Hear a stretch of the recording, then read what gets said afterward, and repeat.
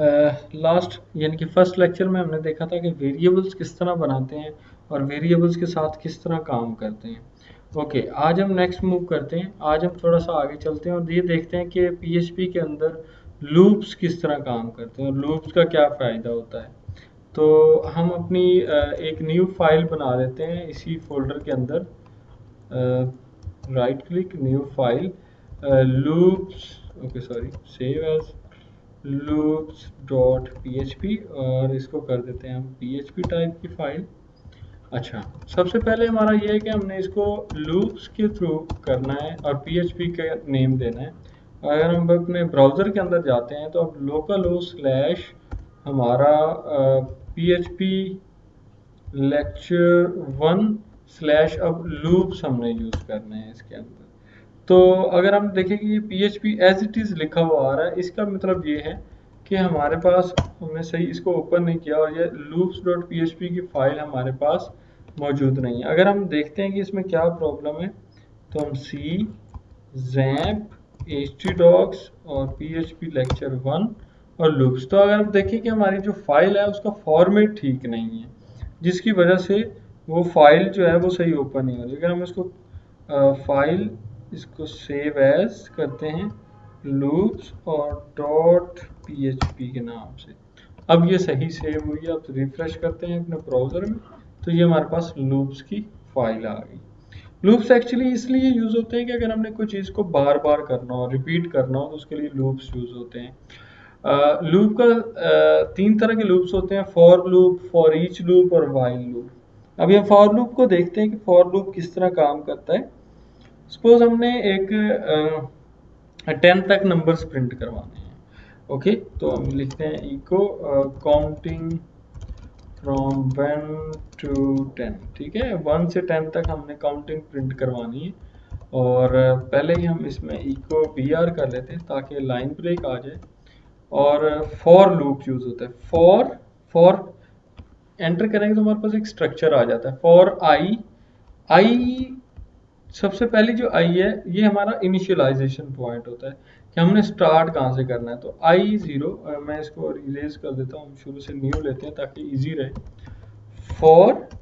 For loop $i, $i का मतलब होता है वेरिएबल, आई इक्वल 0 कि 0 से स्टार्ट हो। उसके बाद हमने लिमिट देनी है कि कहाँ तक जाए। हमने कहा कि वो जाए 10 तक। ये 10 तक एक्चुअली जाएगा नहीं, क्योंकि अगर हम ये देखें कि लेस देन है तो 10 से लेस मतलब 9 तक चलेगा, तो 0 से 9 तक। उसके बाद हम देखते हैं, उसके बाद हम तीसरी जो चीज़ है कि वो आई प्लस प्लस हो कि हर दफ़ा जब लूप चले तो आई उसके अंदर एक ऐड हो। तो हम यहाँ इको करवा देते हैं $i और इको करवा लेते हैं br, यानी कि हर एक आई के बाद br। इसको सेव करते हैं, देखते हैं तो हम देख रहे हैं काउंटिंग फ्रॉम 1 to 10, लेकिन हमारे पास आ रही है 0 से 9 जो कि रॉन्ग है। तो इस सूरत में हम इसको क्या करते हैं, 0 से 10 के बजाय 1 और 10 के साथ हम इक्वल भी लगा देते हैं, यानी कि 1 से स्टार्ट हो और जब तक लेस देन या इक्वल नहीं हो जाता उस वक्त तक ये लूप चले। ओके ग्रेट, तो अब हम देख सकते हैं कि ये 1 से 10 तक का लूप चल रहा है। अगर हम अब देखें कि इस लूप को किस तरह काम कर रहा है, सबसे पहले देखें कि फॉर स्टार्ट हुआ i इज इक्वल टू 1, आई में इस वक्त 1 है। उसने देखा कि क्या 1 छोटा है 10 से या बराबर है, तो 1 छोटा है 10 से, तो हमारी कंडीशन ट्रू हो गई। ट्रू होने से वो इनसाइड पे आ गया, इनसाइड में आया और आई को प्रिंट करो। इस वक्त आई में 1 पड़ा था तो आई 1 लिख दिया और नई लाइन बना दी। उसके बाद लूप एक्चुअली ये जब तक ये कंडीशन फॉल्स नहीं होती ये लूप चलेगा। नेक्स्ट टाइम ये यहाँ पर जाएगा और आई में एक प्लस प्लस कर देगा। अब आई में हमारे पास 2 हो गया है। अब हमने इस 2 को चेक करना है आई 10 के साथ, 2 लेस देन है 10 से, ग्रेट, तो ये कंडीशन के अंदर आ जाएगा। फिर उसके बाद 3 लेस देन है, 4 लेस देन है, 5 है। जब तक हमारे पास 10 इक्वल 10 नहीं हो जाता उस वक्त तक ये लूप जो है ना वो रन होता रहेगा। और इसी सूरत में हमारे पास जो रिजल्ट आ रहा है वो यही आ रहा है कि हर दफ़ा लूप आइट्रेट हो रहा है और हमारे पास आउटपुट आ रही। अब अगर हम इसी लूप को चाहें, हम ये चाहते हैं कि इस लूप को टेबल बनाएं, एक 2 का टेबल बनाते हैं। ओके, तो सोचते हैं थोड़ा किस तरह होगा कि इको बी आर कर लेते हैं ताकि हमारा ये लूप रहे, इसको हम समझ सकें। तो हम चाहते ये हैं कि फॉर लूप हो जो कि स्टार्ट हो हमारे पास 1 से, और हमारे पास वो चले इसी तरह 10 तक इक्वल 10 तक, और हर दफ़ा उसमें एक प्लस प्लस हो, यानी कि आई प्लस प्लस। ग्रेट। अब हमने थोड़ा सा ये समझना कि टेबल किस तरह होता है। 2 1s are 2, 2 2s are 4। तो 2 1s are 2 मीन्स के हमारे पास एक 2 जो है वो कांस्टेंट है। 2 1s are 2 यानी कि जिस चीज़ का हमने टेबल बनाना है हमने उस चीज़ का वेरिएबल ले लेना। फ़र्ज़ किया हम टेबल के नाम का वेरिएबल लेते हैं, 2 का टेबल बनाना है।